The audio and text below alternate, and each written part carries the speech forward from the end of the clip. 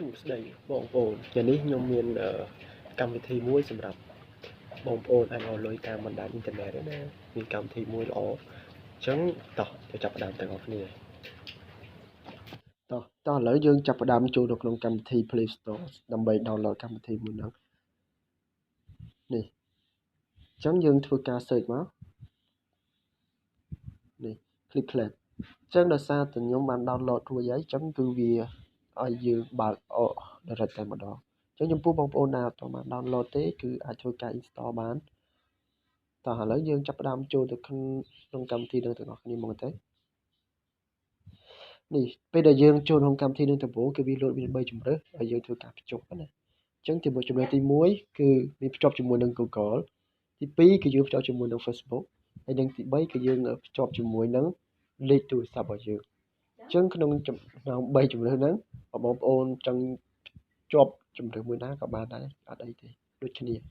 អញ្ចឹងសម្រាប់ខ្ញុំគឺខ្ញុំ connect វាជាមួយនឹង Facebook តើខ្ញុំ connect វាជាមួយនឹង Facebook បន្ទាប់ពីខ្ញុំ connect វាជាមួយនឹង Facebook ហើយគឺវាលុតមកបែបហ្នឹង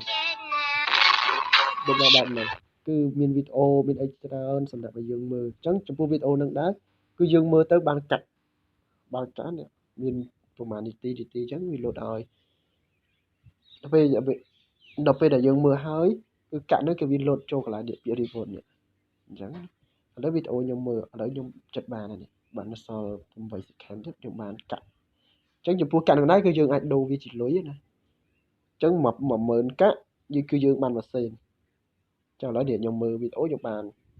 កាក់ចូលក្នុងប្រអប់តែខ្ញុំទៅបើកកាក់នេះគឺខ្ញុំអាចបើកវាបានហើយនេះចឹងខ្ញុំបើកវាអូបានច្រើនមែនទែនគុណនឹង6ចឹងចំពោះកម្មវិធីនឹងដែរគឺយើងអាចដកលុយបា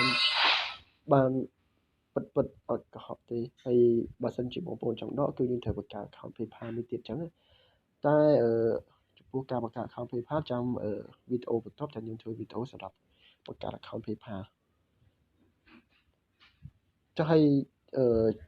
អានេះគឺជាកពវលយើងអាចពវលកនឹងយកកាក់យកលុយអីចឹងណាបានច្រើន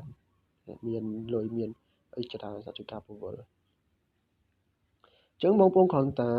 ធ្វើការព្យាយាមមើលវីដេអូបានច្រើនទៅគឺយើងបានកាក់កាន់តែច្រើននេះបានកាក់កាន់តែច្រើនទៅយើងអាចយកកាក់នឹងបដូរជាលុយបានអញ្ចឹងលុយហ្នឹងគឺយើងអាចដកបាននេះលុយនេះគឺគណនី PayPal ដែលយើងត្រូវការដកមាន$5មាន$10អីចឹងទៅតែចំពោះបងប្អូនដែលទើបតែបង្កើតថ្មីភ្លាមណាវាឲ្យយើង$1 free តែម្ដង